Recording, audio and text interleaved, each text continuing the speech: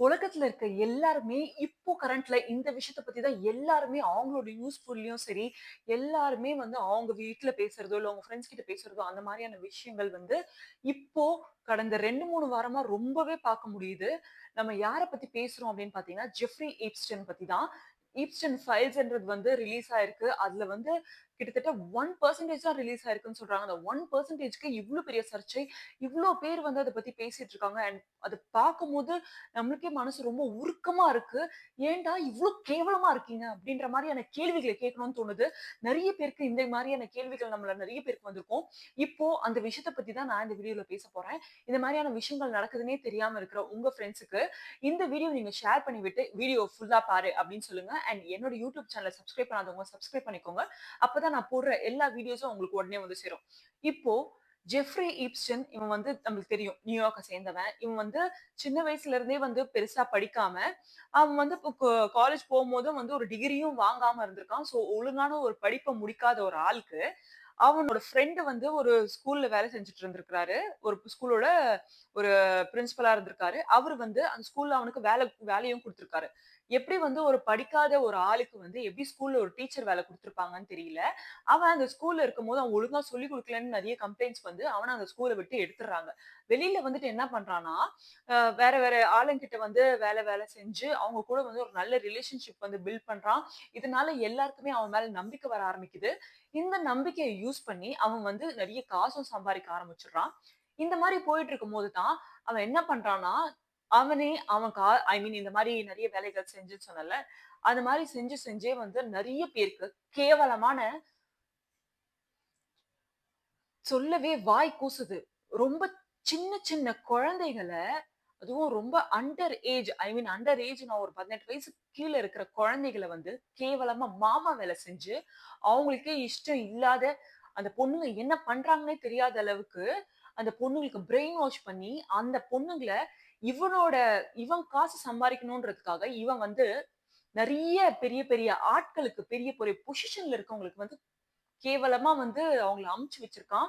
அவன் அனுப்பி வச்சிருக்கான்னு சொல்ல முடியாது. அவங்க எல்லாரையும் இங்க வர வச்சு, இந்த பசங்கள வந்து யூஸ் பண்ணிக்க வச்சிருக்கான் அப்படின்னு தான் சொல்லணும். இப்போ அந்த லிஸ்ட்ல நெறைய பெரிய பெரிய ஆட்களோட பேர்கள் வந்து இதுல வந்து லிஸ்ட் ஆவறத வந்து நம்ம எல்லாருமே கண்டிப்பா பார்த்திருப்போம். இது எல்லாமே இவனே பண்ண முடியுமா அப்படின்னு பார்த்தீங்கன்னா, கண்டிப்பா இவன் ஒருத்தனாலயே பண்ண முடியாதுல்ல. சோ, இவன் கூட இருக்கிற இவன் கேர்ள் ஃபிரெண்ட் மேக்ஸ்வெல் ஐ மீன் கல்யாணம் பண்ணிக்கினானா அப்படின்னு கேட்டீங்கன்னா, கல்யாணம்லாம் பண்ணிக்கல. ஜஸ்ட் கேர்ள் ஃபிரெண்ட் ஓகேவா? அவனுக்கு ஹெல்ப் பண்றதுக்கு ஒரு பொண்ணு வேணும்ல. அந்த மேடம் ரொம்ப பெரிய ஆளு. நல்லா நல்லா படிச்சு, நல்ல வெல் எடுகேட்டடான ஒரு பொண்ணு. இந்த மாரியான ஒரு கேவலமான ஒரு செயலுக்கு வந்து அவளும் வந்து ஹெல்ப் பண்ணியிருக்கா. இவங்க எப்படிலாம் வந்து அந்த சின்ன குழந்தைங்கள அப்ரோச் பண்றாங்கன்னா, ஒரு ஒரு ஊரா நியூயார்க் போறதா இருக்கட்டும், கலிஃபோர்னியா போறதா இருக்கட்டும், பென்சில்வேனியா போறதா இருக்கட்டும், அது மாரி ஒரு ஒரு ஏரியாவா போய் அந்தந்த ஏரியால இருக்க ஸ்கூல்ஸ்ல எந்தெந்த குழந்தைங்கலாம் வந்து கொஞ்சம் புவரா இருப்பாங்க, அவங்களால ஸ்கூல் ஃபீஸ் கட்ட முடியாம இருக்கும். அந்த மாரி குழந்தைங்கள வந்து டார்கெட் பண்ணி, அதுல அழகா இருக்க குழந்தைங்களலாம் வந்து ஃபோக்கஸ் பண்ணி, அவங்களோட பேக்கிரவுண்ட் தெரிஞ்சுக்கிட்டு, அந்த பொண்ணுங்கள வந்து அப்ரோச் பண்ணி, இது மாதிரி வந்து அ ஒரு மசாஜ் வொர்க் ஒண்ணு இருக்கு. இது வந்து பண்ணீங்கன்னா வந்து உங்களுக்கு வந்து ஒரு நல்ல பேமெண்ட் ஒண்ணு கிடைக்கும். அந்த பேமெண்ட் வந்து உங்களுக்கு வந்து ரொம்ப யூஸ்ஃபுல்லா இருக்கும். ஸோ நீங்க வந்து ஏன் இத ட்ரை பண்ணக்கூடாது? அப்படின்ற மாதிரி அந்த குழந்தைங்கள வந்து அப்ரோச் பண்ணி மசாஜ் பண்றதுக்கு தான் கூட்டு வந்திருக்காங்க. அவனுக்கு பாம் பீச்ல வந்து அவனுக்குன்னு தனியா ஒரு பெரிய பங்களா வீடே இருந்திருக்கு. அந்த வீட்டுக்கு தான் அந்த குழந்தைங்க ஒரு ஒரு குழந்தைய ஃபர்ஸ்ட்டு ஒரு குழந்தைய வந்து வருதுன்னு வச்சுக்கோங்களேன். அந்த குழந்தைய இவனுக்கு மசாஜ் பண்ண வைக்கிறாங்க. அந்த ஃபர்ஸ்ட் மீட்டிங்ல வந்து இவன் மசாஜ் தான் பண்ணுது அந்த குழந்தை. ஓகேவா? மசாஜ் பண்ணி முடிச்சதுக்கு வந்து அந்த குழந்தைக்கு வந்து $200 குடுத்து அனுப்பிடுறான். அப்புறமா 2வது தடவையும் சரி கூப்பிடுறாங்க. அப்ப அவங்க ஆப்வியஸா என்ன நினைப்பாங்க, சரி ஓகே மெசேஜ் பண்ண தானே கூப்பிடுறாங்க. நம்ம வந்து சரி போனா நம்மளுக்கு காசு கிடைக்குமே அப்படின்றதுக்காக, அந்த குழந்தையும் வந்து திருப்பி வருது. வந்த இடத்துல அப்பதான் வந்து இந்த காமகன் அந்த குழந்தைங்க கிட்ட வந்து அத்துமீறி தகாத முறையில வந்து நடந்து அந்த குழந்தைங்களோட வாழ்க்கையவே வந்து சீரழிச்சிருக்கான். இந்த மாரி வந்து ஒரு ஒரு குழந்தைங்க கிட்டயா, ஒரு ஒரு ஸ்கூல்ல இருக்க குழந்தைங்க கிட்டயா இந்த மாரியான வேலைகள வந்து பண்ணவன், ஒரு கட்டத்துக்கு அப்புறம் என்ன பண்றான்னா, அவன் வந்து அந்த குழந்தைகிட்ட சொல்றான். இந்த மாரி நீ வந்து உன் ஃபிரெண்ட்ஸ வந்து என்னமோ கூட்டிட்டு வா. அதனால நீ அவங்கள கூட்டிட்டு வந்து நான் அவங்களுக்கும் காசு குடுப்பேன். நீ அவங்கள ரெஃபர் பண்ணியிருக்க பாத்தியா? அதனால அதுக்கு உனக்கும் காசு குடுப்பேன். அப்படின்னு சொல்லி, அதனால அந்த குழந்தை போய் அவன் ஃப்ரெண்டுக்கு சொல்லி, அந்த பொண்ணு வந்து இங்க வந்து அந்த பொண்ணுக்கும் இதே மாரி ப்ரொசீஜர் நடந்து, அந்த பொண்ணு இன்னொரு பொண்ணுகிட்ட சொல்லி, அந்த பொண்ணும் இந்த மாரி கூட்டு வந்து, இந்த மாதிரியான விஷயங்கள் வந்து தொடர்ந்து நடந்துட்டே இருந்திருக்கு. இவங்களோட டார்கெட்டே வந்து இந்த மாரியான பொண்கள் தான்.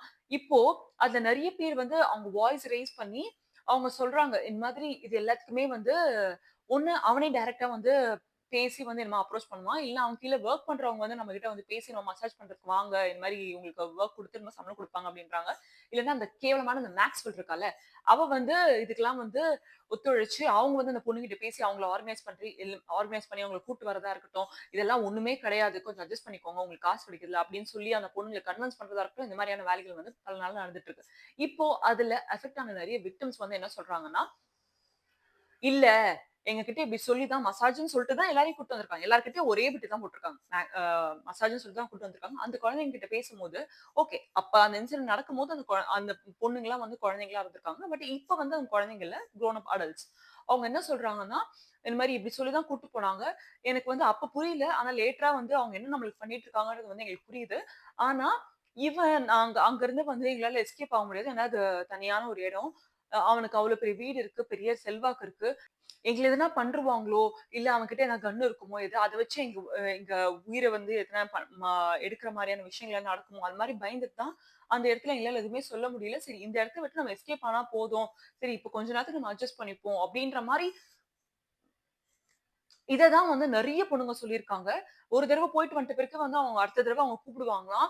ஆனா அப்படியே அவாய்ட் பண்ணிட்டும் போயிருந்திருக்காங்க நெறைய பேரு. ஆனா அந்த பொண்ணுங்களையும் இவனுங்க விடாம, அந்த பொண்ணுங்க அந்த மாரி இருக்கும்போது வந்து அது அவங்களுக்கே தெரியாம ஃபோட்டோஸ், வீடியோஸ் எடுத்து அந்த பொண்ணுங்கள அத வச்சு பிளாக்மெயில் பண்ணி அவங்கள கூப்பிடுறதா இருக்கட்டும், இந்த மாரியான விஷயங்கள் வந்து நடந்திருக்கு. இதுல ஒரு பொண்ணு வந்து நெறைய பொண்ணுங்க, ஒரு சில பொண்ணுங்க வந்து அதுல சொல்லியிருக்காங்க. இந்த மாதிரி எனக்கு தெரியாது. நான் வந்து என்னோட பெயிண்டிங் வந்து சேல் பண்றதுக்காக தான் போயிருந்தேன் ஒரு இடத்துக்கு. அங்க வந்து இவன் வந்து என்னோட பெயிண்டிங்க வாங்குனான். வாங்கிட்டு நான் உனக்கு வொர்க் குடுக்குறேன். நான் கூப்பிடும்போது நீ வந்து இது மாரி வந்து பெயிண்டிங்ஸ் பண்ணி குடு அப்படின்னு சொல்லியிருக்கான். ஸோ இந்த இன்சிடென்ட் நடந்து ஒரு 3 மாசம் கழிச்சு வந்து அந்த பொண்ணு காலம் போது. யாரு ஜெஃப்ரி எப்ஸ்டைன் கிட்ட இருந்து வந்து காலம் போது. அந்த பொண்ணுக்கு வந்து ஒரு வொர்க்கும் அலோகேட் பண்றான். அப்ப அந்த பொண்ணுகிட்ட பேசிட்டு இருக்கும்போது அந்த பொண்ணு கூட பொறந்தவங்க இன்னும் 2 சிஸ்டர்ஸ் இருக்காங்கன்றதும் வந்து அவன் தெரிஞ்சுக்கிறான். அதுல வந்து அந்த பொண்ணுங்களோட படிப்புக்கும் வந்து நான் ஹெல்ப் பண்றேன்னு சொல்லி, அந்த பொண்ணுகிட்ட பேசி, அந்த பொண்ணையும் வந்து இந்த மாரி நான் உனக்கு வெளிநாட்டுல போய் படிக்கணும்னு நினைக்கிறியா? அதுக்கு வந்து நீ அங்க போய் ஃபர்ஸ்ட் அந்த காலேஜ பார்க்கணும்ல. வா நானே உனக்கு ஃப்ளைட் டிக்கெட் போட்டு நானே கூட்டு போறேன் அப்படின்னு சொல்லி அந்த பொண்ணுங்கள அப்ரோச் பண்ணி அந்த பொண்ண வந்து அப்ரோச் பண்ணி கூட்டு போயிருக்கான்.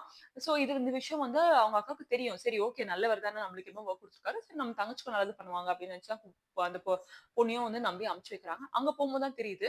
அந்த பொண்ணுக்கு ஏதோ ஒரு தவறான ஒரு ட்ரிங்க்ஸ குடுத்து அந்த பொண்ணு வந்து சுயநினைவே இல்லாத சமயத்துல அந்த பொண்ண வந்து அண்ட்ரெஸ் பண்ணி, தகாத முறையில அந்த பொண்ண தொடுறதா இருக்கட்டும், இது வந்து அந்த குழந்தைக்கு தெரிஞ்சிருக்கு.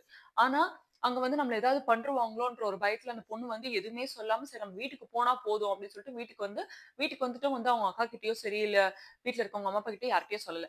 சோ, இந்த மாரியான விஷயம் நடந்திருக்கு. அதுக்கப்புறம் அவங்க அக்காவ வந்து அவன் வந்து பார்க்க வந்திருக்கான். அப்போ பார்க்க வந்த இடத்துல அவங்க அக்கா கிட்டயும் வந்து மிஸ்பிஹேவ் பண்ணியிருக்கான். அப்போ அவங்க அக்காவுக்கு வந்து ஒரு பயம் வந்துருது. என்னடா இது இந்த மாரி பண்ணியிருக்கானே! அப்ப நம்மகிட்ட என்ன பண்றான்னா, நம்ம சிஸ்டர் கிட்ட என்ன பண்ணியிருப்பா? அப்படின்னு யோசிச்சு பார்க்கும்போது, அவங்க தங்கச்சிகிட்டயும் பேசுறா. தங்கச்சிகிட்ட பேசும்போது, தங்கச்சியும் இந்த மாரி நடந்திருக்குன்னு வந்து சொல்றா. அப்போ இந்த இன்சிடென்ட் நடந்த உடனே இவன் வந்து சரி இதுக்கப்புறம் நம்ம இந்த இடத்துல வேலை செய்யக்கூடாது அப்படின்னு சொல்லிட்டு அவங்க அக்கா வந்து முடிவு பண்ணி அங்கருந்து வந்துடுறாங்க. சோ இந்த மாரி விஷயம் நடந்திருக்குன்னு சொல்லிட்டு அவங்க வீட்ல சொல்லி, அவங்க ஃபேமிலியோட சப்போர்ட் மூலியமா அவங்க வந்து போலீஸ் கிட்டயும் கம்ப்ளைண்ட் பண்றாங்க. ஆனா, இந்த கேஸ யாருமே எடுத்துக்கல. இதுதான் அங்க நடந்த ஒரு விஷயம். ஓகேவா? இதுக்கு நடுவுல இத பத்தி எங்கெங்கன்னா பேச போனாலோ, இல்ல இவனுக்கு எதிர்க்க வந்து யாராவது வந்து எதனா ஒரு விஷயத்த வந்து வாய்ஸ் ரெய்ஸ் பண்ணாலோ, இவங்க மேல வந்து இவங்களோட கேரக்டர் அசாசினேட் பண்றதா இருக்கட்டும், இல்லன்னா இவங்க வந்து இவங்களுக்கு ஒரு தப்பான அந்த பேர கூட நான் சொல்ல விரும்பல. அந்த மாரி தப்பான லேபிள் வச்சு இவங்கள ப்ரொஜெக்ட் பண்றதா இருக்கட்டும், இந்த மாரியான வேலைகள வந்து நெறைய பண்ணியிருக்கான். பிளஸ் இவன் என்ன சொல்லியிருக்கான்னா, அ நீங்க இந்த மாரிலாம் வெளில சொன்னீங்கன்னா, உன் ஃபேமிலியவே நான் வந்து என்ன பண்ணணும்? எப்படி முடிக்கணும்னு எனக்கு தெரியும். நான் முடிச்சுருவேன் அப்படின்னு சொல்லிட்டு, அந்த பொண்ணுங்களையும் வந்து த்ரெட்டன் பண்ணியிருக்கான்.